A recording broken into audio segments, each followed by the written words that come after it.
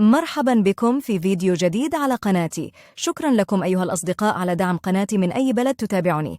من يشرب ملعقة واحدة أن يسعل لمدة 30 عاما يعالج الصفير والسعال الجاف، الليمون، زيت الزيتون، العسل، القرنفل. سأقوم بتحضير الوصفة. نضع ملعقة من العسل الطبيعي في إناء، نضيف ملعقتين من زيت الزيتون، نخلط المكونات جيدا.